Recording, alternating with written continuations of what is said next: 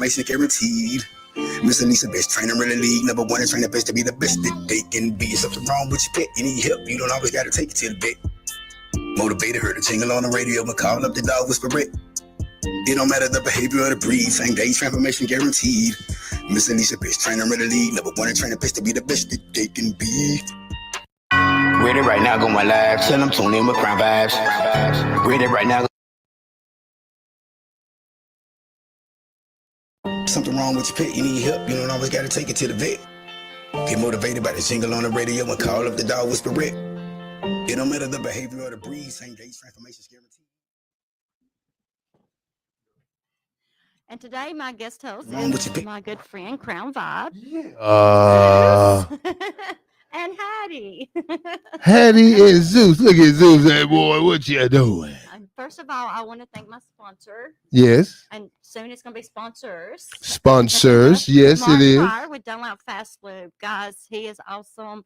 He's a reliable, dependable, honest mechanic that I would recommend highly. If you're going to be my sponsor, I'm only going to have sponsors that I will recommend. That's right. That's right. That's it. I'm going to be picky. You better. Yeah, you treat them like you would treat yourself. That's it. Yes. So Mark Pryor. Dunlap Fast Lube. Hey, I gotta shout him out, man. Hey, because he was the first sponsor. He was the first sponsor. Yes. And that's huge, man. Big shout out to Mark Pryor.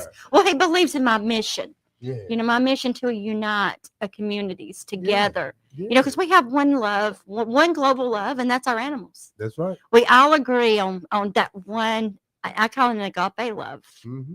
Love is one of those things you can't put it in a box, right? That's So we try to, but you don't when the animals are involved. It's love is the strongest thing in the universe. You can't put it in a box. So if you learn how to love something, it will bleed into everything. Oh, absolutely, absolutely.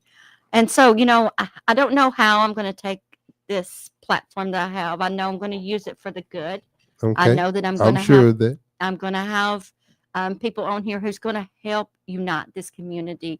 I want people, I'm going to try to get a hold of the pet pantry to let people know how, if you're in a bind. Pet pantry, you hear this? How do you feed your pet? A pet pantry is from the Humane Society, and it's a wonderful organization. You can go onto their website. All right. And I'm not sure if it's just for the Hamilton County residents. I'm not sure how far it spans out. But if you are in the Hamilton County area and you do need help with feeding your animals, the Pet Pantry through the Humane Educational Society is there for you. They also, I'm not sure what else they offer, but I know the Humane Society offers spay and neuter. I think it's the Humane Society. I know McCamey does as well.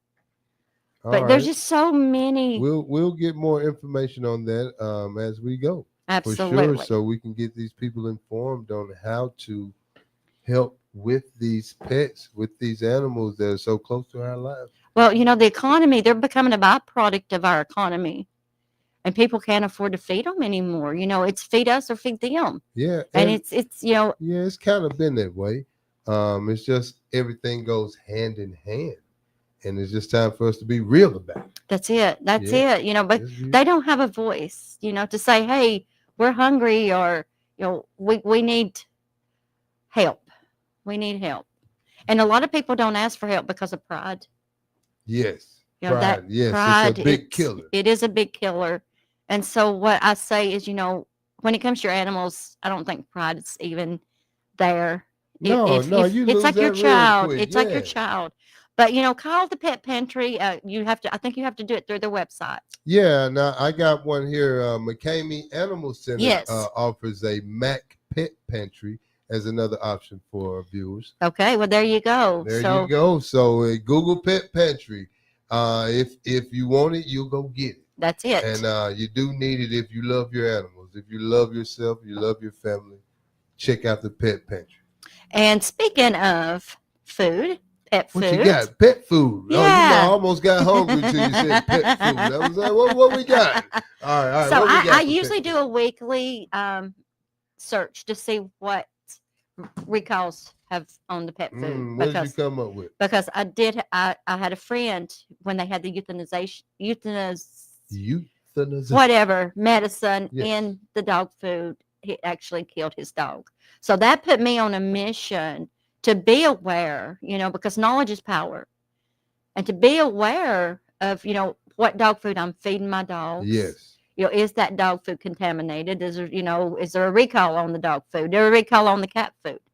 I'm sure they don't put the detail into the pet food as our food. They do have to have it inspected. Yes, it is inspected, just like with our food. You think it's enforced strictly though?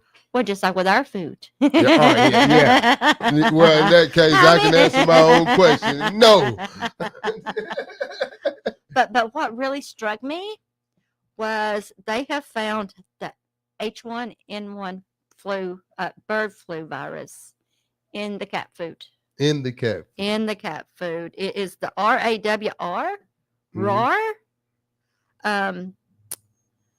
and raw cat food. Chicken eats. The FDA confirmed 2 contaminated lots.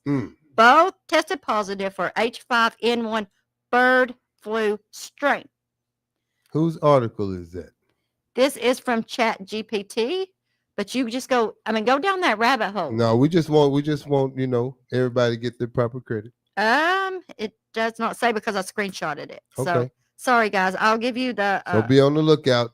Check out the pet brand. But go look on there and it's gonna amaze you, because I was looking at the difference between the raw food, because what do you feed your animals? Which is best? Is it the raw? Is it the kibble? Which one is contaminated more? Which one has more recalls? And actually the kibble has more recalls. The dry food.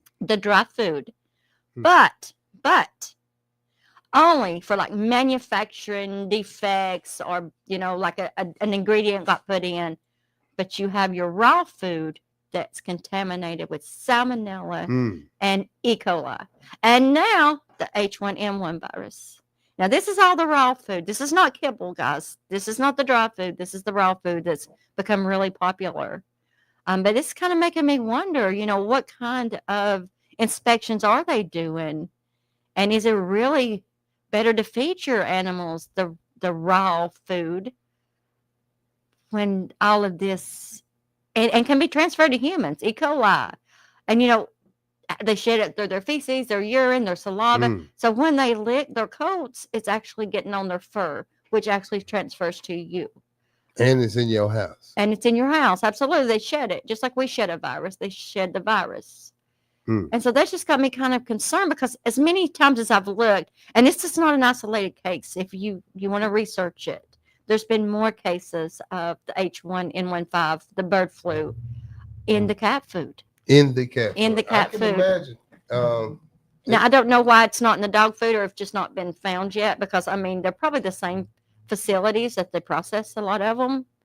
I think it's just a wise idea for all of us to be very hyper conscious about the ingredients in all foods. Oh, absolutely. Even foods. Ours. It's the same connection that we make with the animals to yes. Like Ready Right Now Live, where you're on the show with us.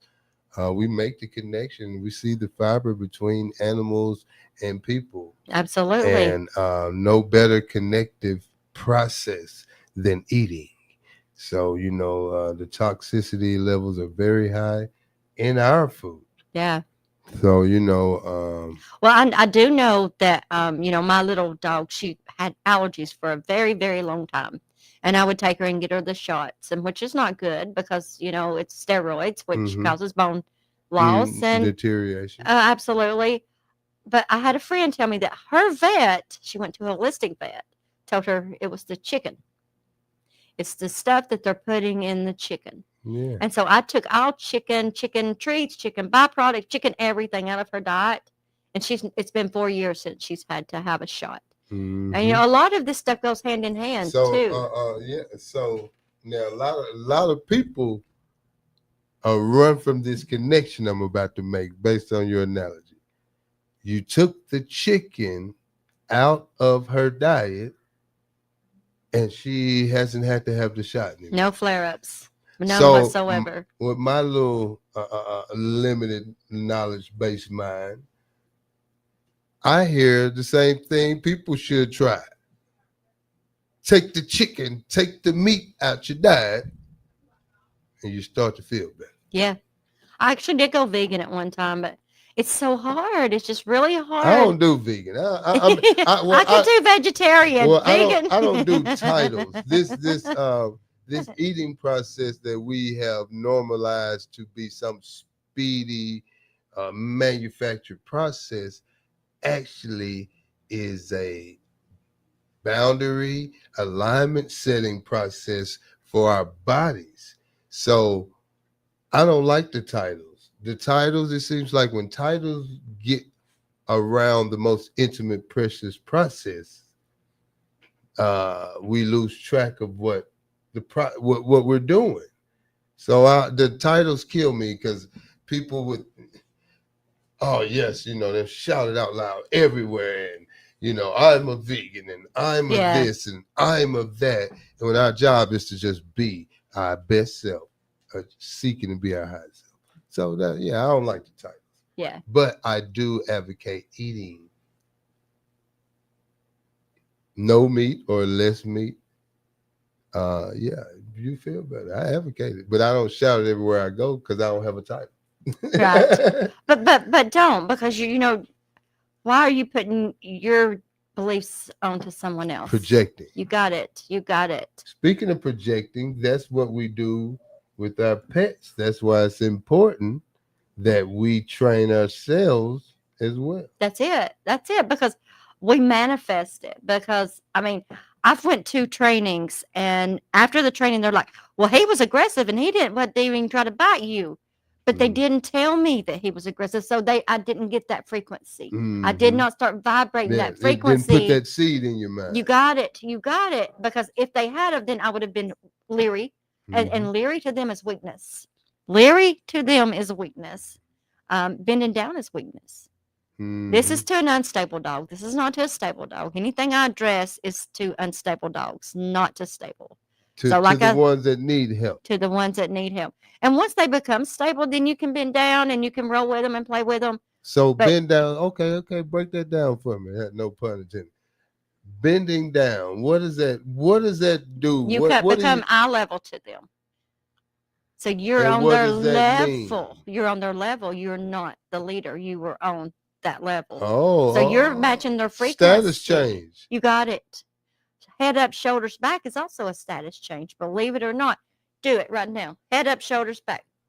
Feel that change. Do you feel that change going down your spine? I feel like crown vibes. Right. Again. But they when I go in, the first thing I do is head up, shoulders back.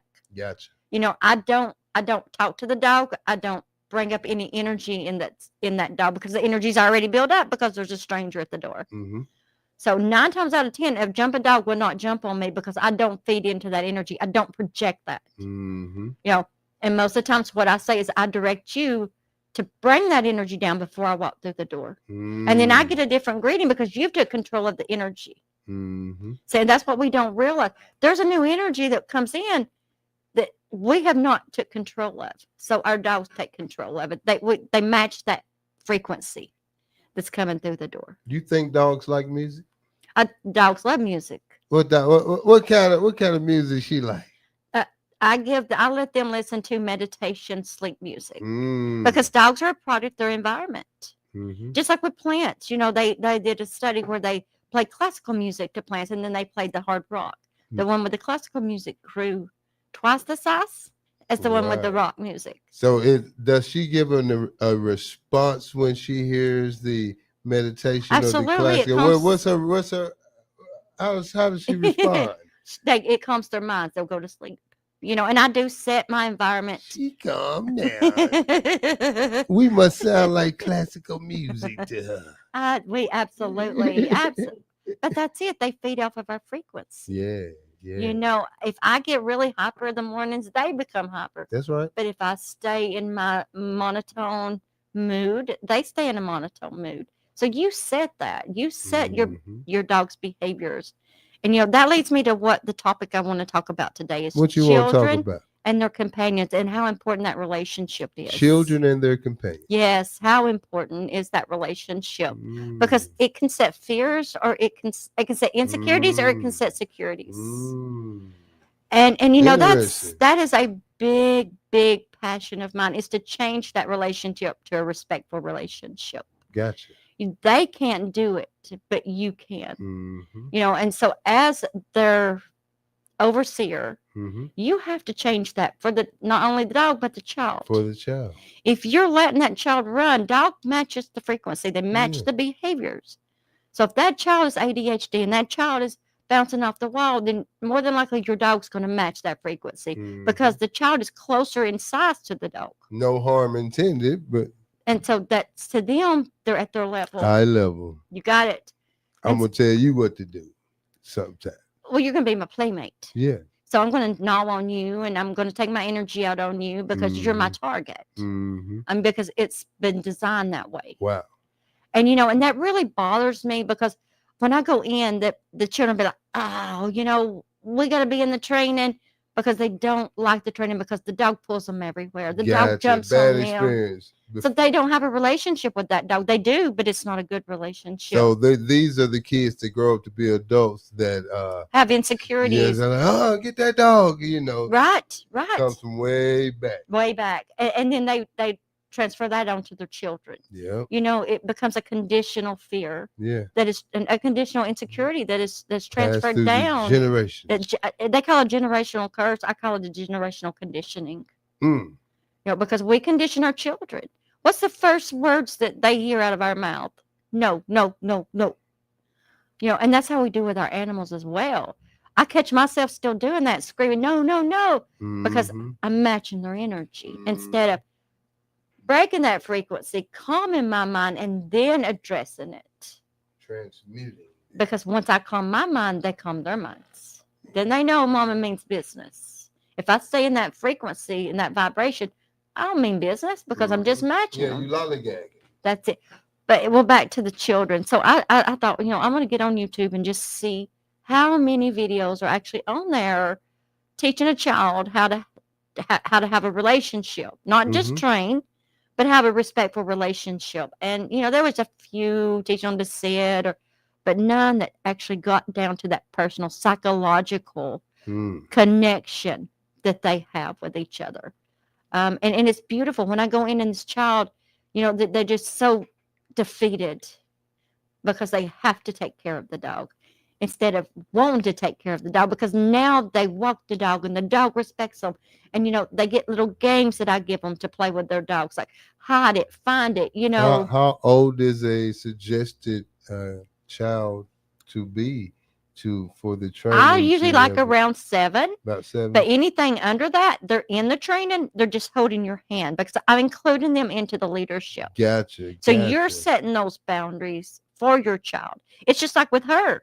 I have to set the boundaries. My little one right here, she's only 7 pounds, and Zeus, the big one, he's 50 pounds. And so he wants to get really playing with her and stuff. And she's not big enough, just like your child. They're not able to set those boundaries. So what I do, I step in and I become her mouth. I set those boundaries for her. I back him away from her, and I set a boundary. What you be doing to her? And so, you know, I do child companion workshops.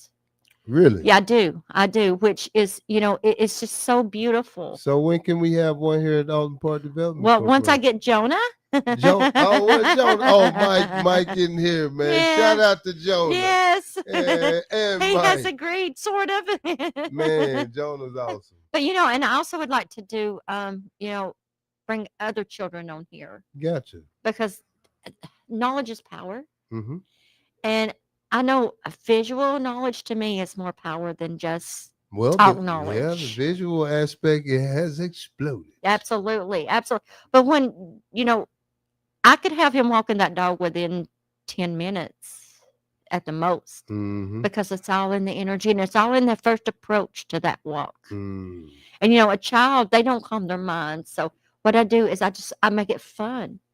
I make the workshops fun. So that way, that companion, you know, they start relying on the child's direction instead of making the child go in their direction. That's it. Kid running off. That's it. Yes. I'm getting hurt, you know, and insecurities. And then they never want a dog again in their life. And you got a child who's alone. lots of times, that's their only companion. And what if that's an insecure relationship? A disrespectful relationship? What's that teaching that child? Now if you have a respectful relationship, and then it teaches, you know, boundaries and rules, but it also teaches responsibilities. And if you have a child who loves their dog, then they're going to be happy to feed that dog. It's not a chore. Facts. It's gonna, yeah. That because who She that? said yes. Where they at? Oh, you knew it was somebody coming in here. You but can't I, bark at her. I would like to, oh yeah, and before I forget it, what I want to do is I want to do giveaways. What you got? What you got? What you My got? first 100 subscriber. Oh, speaking that mic. Speaking that mic. My first 100 subscriber The first 100 subscribers. is gonna win $100. Oh, from 100.1 FM. Yes. Yeah. Okay. Yes. So we got the first 100, the 100th subscriber the to one. WPTP. Make it make sense with the Dog Whisperette. Will win $100. And right now, Halloween and Christmas, and for every hundreds, I'm going to give away something, guys. She's going to give it away. The Dog Whisperette is making it make sense. Make it make, and we all need a handout. We all need something sometimes. And all the time. I know sometimes. Absolutely. Even if it's just a I love you or hello or a hug. Needed and always monetary. No, it's not. Everything that glitters is not always gold. No, it ain't. It's love. You got tins, silver, and it's plastic. It glitters. I was going the other way, okay? Your dogs, your family. Yeah, that too. Yeah, we make sense over here, man. I love it. Yes, but like I said, guys, every 100th subscriber is going to win something. 100, 200, 300, and I'm going to make it worth your while. So let me get all these hundreds together. I like the way it said. Shout out to Sheree Moore. She taught me what this is. I'm about to give y'all a word salad. Well, this one is a number salad. Okay. WPTP 100.1 FM through the Dog Whisperette, making it make sense, is offering $100 for the 100th subscribers to WPTP. And Christmas coming, and then the 200th. I'm gonna keep it at 100, guys. But but we're gonna get real creative. We got some things. Absolutely. I'm gonna give away some dog training. I've got homemade leashes I'm going to give away. I've got businesses fixing to donate to me. And so, guys, this is going to be fun. Okay. This is going to be fun. So, for the 200th subscriber, I'll do the 100 and prizes. So, Dog Whisperette got you for the 100 on the 100th subscriber. And then when we get to 200, Crown Vibes will provide the 100. Miss Dog Whisperette has set the tone for it here. Yeah. And we're going to throw some prizes in. Oh, absolutely. Yeah, I think I'll throw a full haircut. Oh, no, they're pretty hot now. About $50 from Blue Boys Barbershop, true professional, community activist, man, supporter. I'll throw one of them in. Absolutely. See, guys? Yeah, there we go. And all you have to do is subscribe, like, share. That's it. That's it. But then and all you're going to get is good vibes, and good information. We're not all bark. No, we're not all bark. Yeah. But I love that energy though, because it's the reciprocation. We really love what we do. Yes. Based off of the help intended, the support intended, because everything that I've known you to do is to be helping somebody. Yeah. And that's what we're based off. Absolutely. That's what makes me happy. Yeah, it do. It does. So it makes me happy to be able to give, because I've needed, and I've had people there to give, and I know how it feels. Yeah. I'm the person who's got candy in my car. When I go through a drive-through, I'll give you a piece of candy. And it's just simple things like that. It is. That adds up. And it means a lot. From the heart. Absolutely. Yes. The heart is the most important, in my personal opinion, and showing you care. Yeah, That's that what's heart, man. missing It prepares you now. for all of it. It's we have become such a society of scrolling and Mm. not having Texting. attention span is really Oh, shrinking. man. The attention span is about as fast as you can go reel to reel. Yeah. It's just And you know that's comes back to dog training. You know, if you don't stay consistent and you stick with one thing, then you're not going to get the outcome that you desire. yeah. So that's that's the main thing is consistency, Mm-hmm. breathing, relaxing, and having a calm mind, and knowing when to be assertive when needed. Mm-hmm. Because when we become assertive when they're assertive, we're just adding to that. It sounds like you're suggesting um, mentally unstable people shouldn't have a dog. Absolutely And not. it's a lot of undiagnosed, I don't So, think that. I think that we need to learn, and we need to understand that we have a reactive mind, and we need to learn how to calm and breathe and meditate, because our dogs deserve that from us. I'm gonna talk real. I gotta talk real. Well, absolutely. I Um, wouldn't want it any other way. so many people have chaos embedded into their lives. I'm gonna simply say it. They don't need no animal. That's true. There is some who does if not. you got people that are sound minded, get up and go to work and take care of the kids or buy them something nice, provide or whatever, that have a chaotic life. Yeah. Things aren't in order, and in those cases, when they have animals, the animals are always left out. Or then they're chaotic as well. They because, get just whatever, Yeah. Give them something to eat, whatever, give them something to eat, because their whole life is chaotic. Well, they just exist. That's it. Yeah. Even as humans, if we're chaotic, we just We exist. just exist. So I think that is not fair to the animals. I've always had dogs. I love them. I have to agree. I talk to them, They're my friends. My brothers then was older than me. My dog was my friend. Exactly. Walk with me to the store, school, waiting on me at the bus stop. Yeah, and that's a beautiful relationship that you Yeah. share now. But what if it'd been different? What if your dog had been jumping on you and pulling I you every had time them you too. walked on? But did you had have them. as good of a relationship with those that ones that Yeah. you did? Yeah. I mean, the dog, like I always laughed at some of my well-to-do friends growing up or something. 'Cause I had some friends that their lifestyle, their house was a little bigger and nicer and stuff, right? And they used to have the dog on the nightstand, right? With the picture of the dog, Yeah. like the family dog, Yeah. right? I used to crack funnies. It was the funniest thing. I'd be like, man, y'all got the dog on the nightstand like it's a person, right? But in retrospect, my dog went everywhere with me, right? It's just funny to see how that love that I shared with my dog, how it looked so different, but it was the same thing in different, walks of life, areas of life. So yeah, just a funny little story. But yeah, I always love my dog. Now, was your dog an inside dog?